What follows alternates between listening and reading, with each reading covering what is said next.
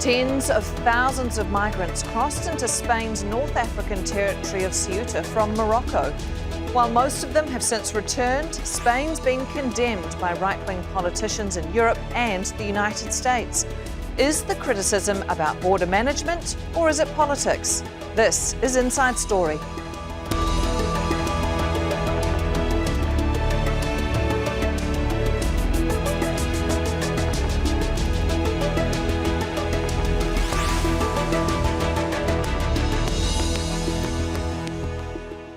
Hello, welcome to the program. I'm Anna Burns-Francis.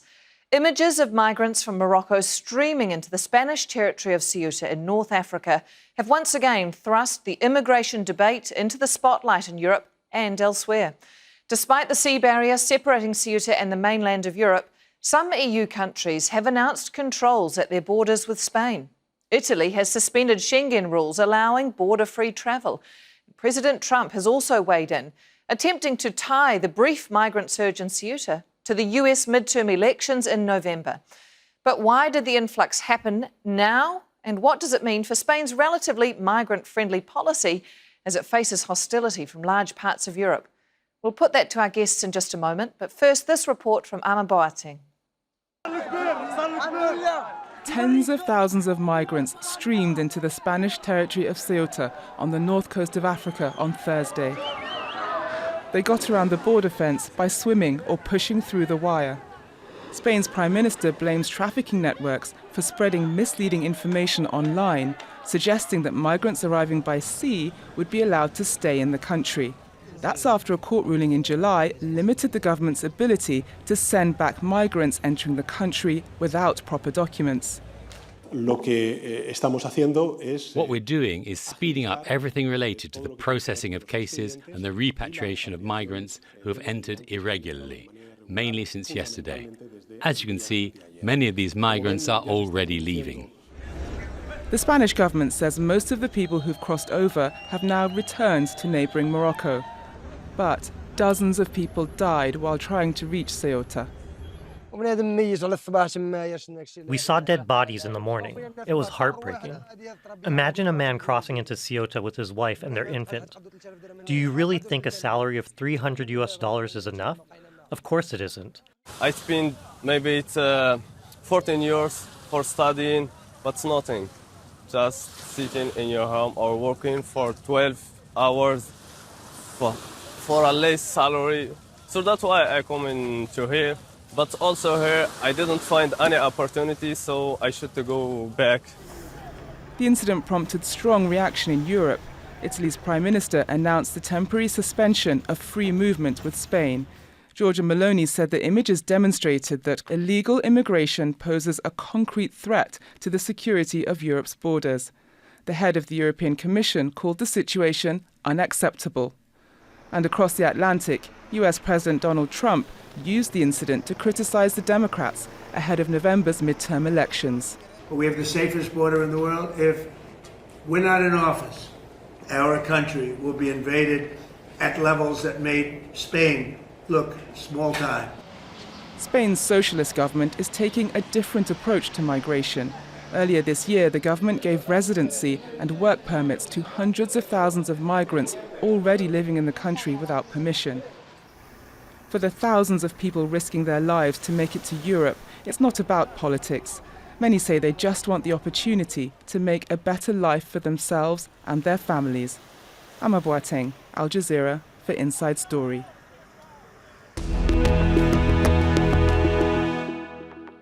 Let's bring in our guests now. Joining us from Barcelona, Ana Teroncusi. She's a former Secretary of State for Immigration and Emigration in Spain, who's now a Senior Fellow at the Migration Policy Institute. In Brussels, we're joined by Daniel Gross, Director of the Institute for European Policymaking at Bocconi University and an advisor to the EU Parliament. And in Washington, D.C., we're joined by Deborah Fleischhaker, a former Acting Chief of Staff at US Immigration and Customs Enforcement, that we would most commonly know that as ICE, who's now a Senior Advisor for Immigration Policy and Strategy at Unidos US. A warm welcome to all of you and thank you for taking the time to be a part of the program.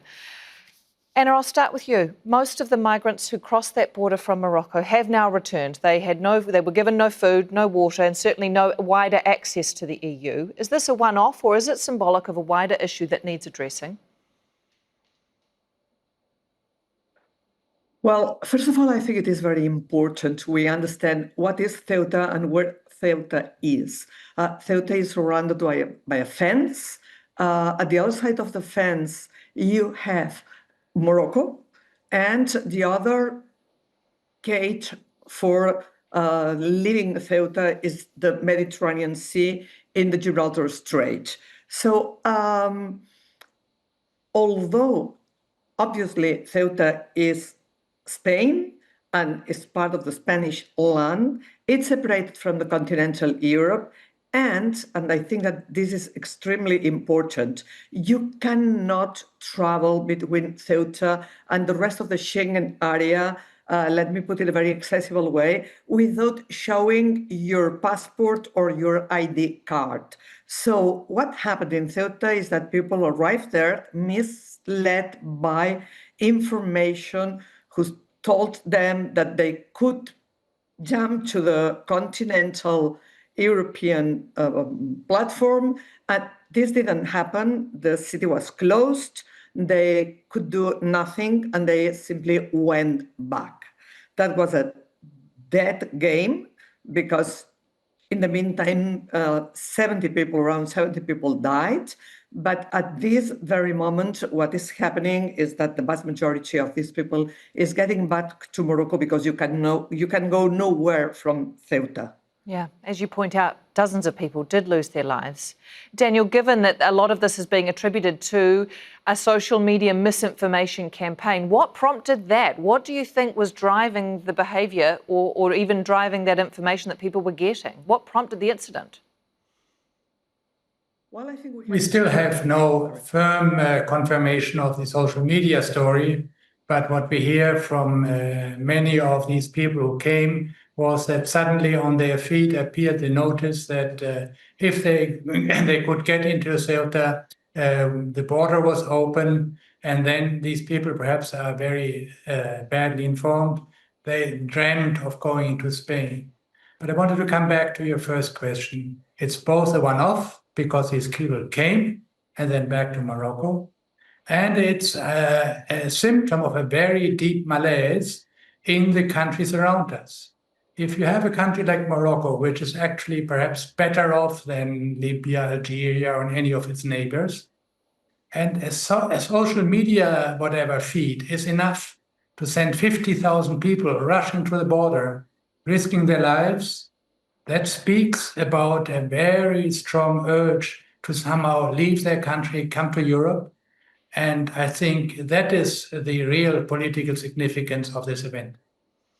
Yeah, can I come to you here, Deborah? Because the point that Daniel's raising is that people were obviously facing a desperate situation to attempt that crossing. Many of them, you would presume, have very little skills, perhaps in the water, given that they died. One of the quotes in one of the stories I saw, they opened the border and let everyone go, was the accusation said about the Moroccan guards on their side. And I'm wondering, for those who did risk to attempt the crossing and what you know of migration and movement and people's situations, do you believe that this was a coordinated effort with a realistic goal and end, or does this speak to the desperate situation migrants find themselves in?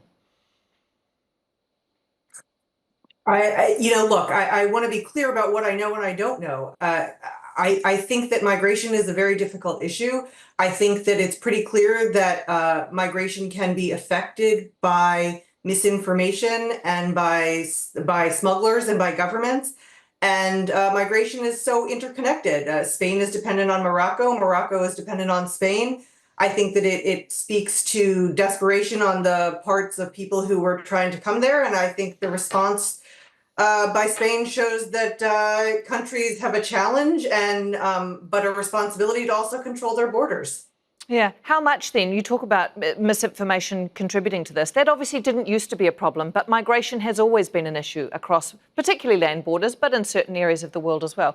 How much has misinformation then, or social media campaigns, contributed to the problems that we see with migration and the efforts to combat it? Well, I can speak to the U.S. Mexico please. border much more than I can Of to course. European borders. But the U.S. Mexico border, I mean, is very susceptible to social media, rumor, and to the cartels spreading misinformation about it being a good time to try to cross the border. So, the internet and social media has become a major pathway for information, some of it real and some of it not. And that certainly leads to challenges. Yeah. Anna, you raised a point about what access this would have given, this mission by these migrants, what access it would or would not actually have given those who made it successfully. And I'm wondering then, why is there so much outrage if it really meant they could not, in fact, go any further into the European mainland? Well, I think there is a lot of geopolitics in this area, and there is also a lot of politics around it. What we know is that at the very first moment, Morocco was sitting on the fence. That's 100% clear. Then there was more cooperation between Spain and Morocco. And finally, they really have been cooperating in terms of not allowing people to get in and in terms of accepting the pushback of these people and the spontaneous return. What's going around? I don't know. But the case is that it's not the first time this happened. It's the second time. Numbers are very, very big now. And I think that there is a lot of, I don't know how to put it in a very accessible way, challenging Spain and challenging the EU around a number of issues. One is migration, but the other one is all geopolitics around the Mediterranean and the two cities which are in the other side of the Gibraltar Strait in African mainland.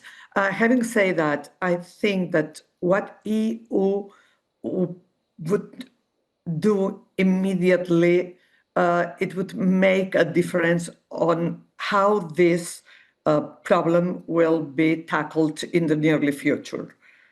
I mean, as I said, I think there is a lot of geopolitics, but there's also a lot of politics and a lot of EU politics behind. And it is important to try to understand what will happen now. Daniel, can we speak to some of that politics? Much of the reaction from other European leaders has been, from a layman's interpretation, to blame Spain. How much of this, though, of what happened is Morocco's fault? Well, in this case, it's very difficult to say because if the people just got around the border and swam over the sea, there's not really much Morocco could do. But of course, what other leaders in Europe see, they see the population feeling threatened, and that's why they're reacting.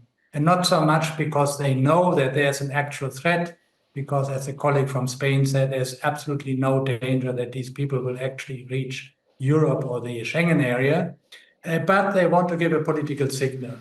And I think that's why Italy has reacted as it did. But this will blow over because, as I said, people in the know that, as a matter of fact, very few people will actually get into Europe at this point. Yeah, to that note, a lot of countries appear to be pulling up the drawbridge in terms of migration. Why isn't Spain, or why is that not the perception of Spain?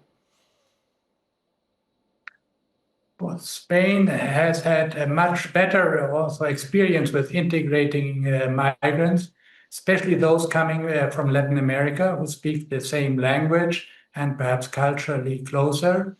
And I think that is one of the key reasons why for Spain it is politically much easier to absorb very large influxes of migrants than, let's say, in Northern Europe, where many of the migrants come from very different cultures, and the people feel that they are much more difficult to integrate. I think that's one of the key reasons why Spain, so far at least, has been much more open. And so, Anna, what would you say is the reaction in Spain, and what is the feeling in Spain? Well, first of all, let me say that in Spain, we have not at all indicators saying that a particular group of migrants is better integrated than another. First nationality of migrants in Spain is Morocco. Of course, if you take together all Latin Americans, they are the first group. But no indicators say that they are better integrated. It depends on many other questions. The reaction in Spain, it's very, very, very polarizing. There is a part of the society that thinks that this is because a lack of strength of Spain in front of Morocco, and who feel really worried about migration.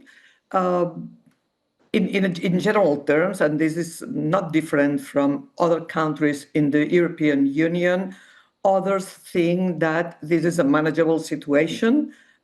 It happened before, it will continue to happen. I would like you and our audience could understand how small is the area we are talking about, and how closed things are, and how complex and fragile is this ecosystem. So in Spain, people better understand that, but still it's a very, very, very polarizing issue. And yet people around the world like to comment on it. Deborah, can I ask you about migration in general, or immigration as a topic?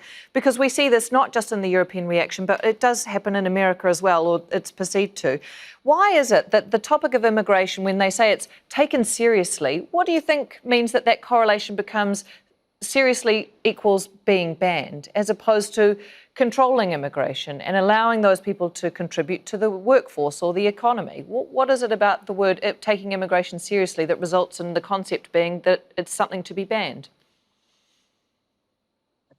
I don't think it has to. I think that too often it's become that. I think, look, people don't like images of disorder, and I think that that's what people are reacting to in Spain. I think that's what people have reacted to at the U.S. southern border when there have been border crises in the past. I think that the goal is to find a way to both have a humane and managed border that also allows you to respect humanitarian needs and provide for the economic needs of the accepting country. Daniel, can I ask you then, when we look at the response from Europe, Ursula von der Leyen issued a fairly predictable statement on social media. There wasn't a great controversy over it, that people coming into Europe must abide by the rules. But the responses from the public, and I'm quoting, "You are flooding Europe with murderers and third world criminals. Step down, let the patriots take over." What or who is driving that level of vitriol, do you think? I think, as the colleague from the US just said, people don't like to see this disorder. And when you see lots of young men swarming over the border, you feel somehow threatened, even if the threat is actually not to you, it's actually more psychological than actual. And that's why this particular episode, or rather the pictures of the first day, will probably strengthen the extreme right in Europe. The pictures from the next day, when all the migrants returned, will probably be forgotten. And that is unfortunately the political reality in Europe, as I think also in many other countries in the world. People just want to feel secure. They want to have a border that we Europeans control. And here, in this particular case in Ceuta, that control was lost for a couple of days, and the pictures are very impressive. But it's an easy hit, isn't it, Deborah, to blame the woes of your country on some unknown figure, some shadowy concept of people who are out there on the other side? It's very easy to demagogue this issue. And look, again, my experience is in the United States, and you can see the United States has needed to update its immigration laws for decades, and it's much easier to use the issue as a political cudgel than to solve the problems. Anna, can I ask you, Spain has argued that migration in general is actually needed in the country to boost GDP and to fund its welfare state. Is that true? Yes, it is. But I would like very much to make a difference between migration and integration policy and border control. I think Spain is doing both. I mean, Spain was strongly defending the European Pact of Migration. In fact, it argued that regularizing people already living in Spain was a precondition to apply in a very strict way the European Pact of Migration, which basically says that if you are in an irregular situation in the country, you need to leave it immediately. But Spain is also controlling its borders, and it has a set of agreements between Spain and Morocco and other Sub-Saharan countries in order to keep the borders under control. I think people deserve to have their borders under control, and we have to be clear about it. I would not mix the two things.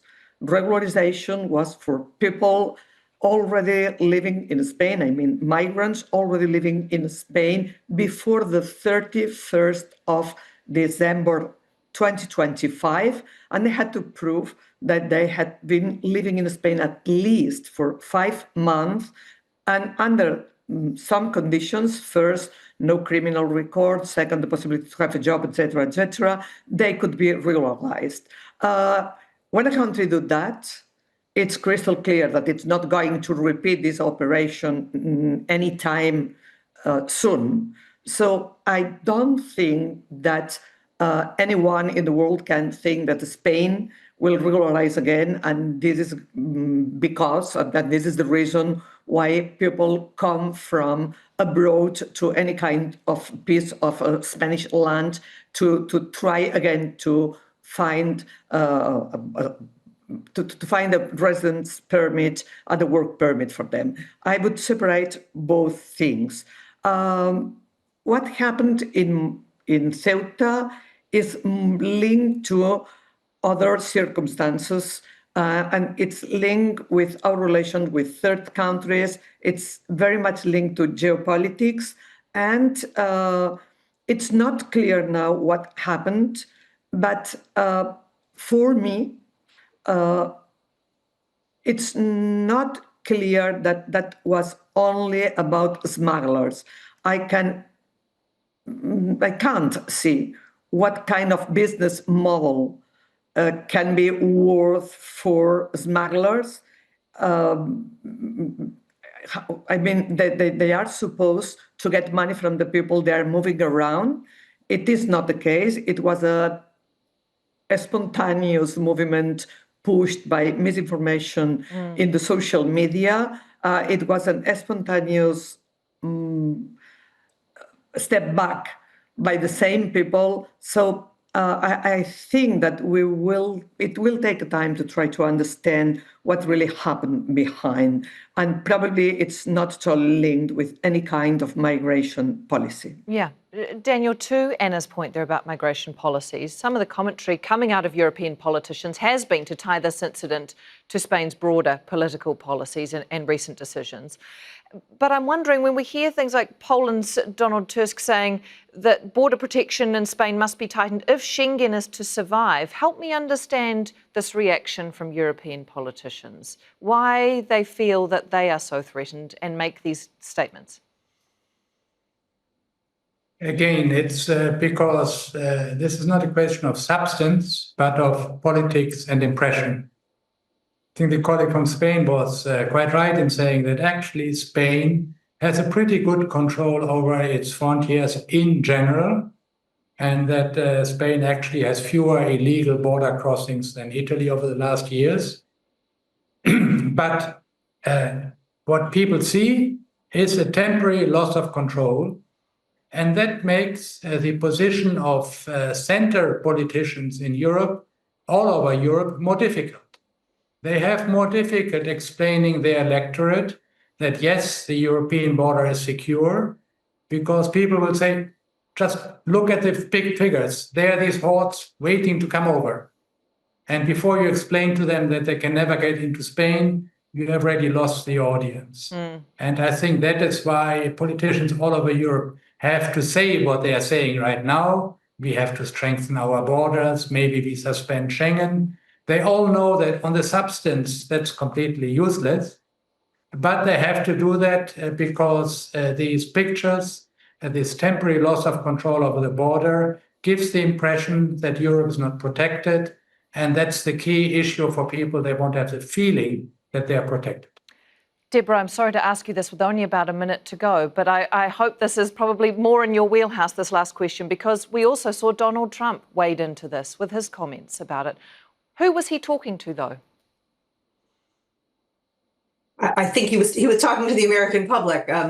As folks may know, we're coming up on midterm elections in November, and I think that immigration has turned from a net positive for the president to a negative because of the excesses of his mass deportation campaign. And so I think he's trying to turn attention from the excesses of his campaign and his war on immigration and immigrants to focus on border problems that happened under President Biden. And I think that's a failing strategy. I think he owns the immigration system in the US at this point, but he's certainly trying. Deborah Fleischaker joining us from Washington, D.C. Thank you very much for your time on the programme. And to Ana Teroncusi joining us from Spain, the former Secretary of State for Immigration and Immigration. Thank you. And Daniel Gross, Director of the Institute for European Policy at Bocconi University, joining us from Brussels. Thank you as well. And thank you too for watching. You can see the programme again anytime by visiting our website, aljazeera.com. And for further discussion, go to our Facebook page. That's facebook.com/AJ Inside Story. You can also join the conversation on X. Our handle is @AJ Inside Story. For now, that's it from me, Anna Burns-Francis, and the team here. Al Jazeera's coverage continues in just a moment. Stay tuned.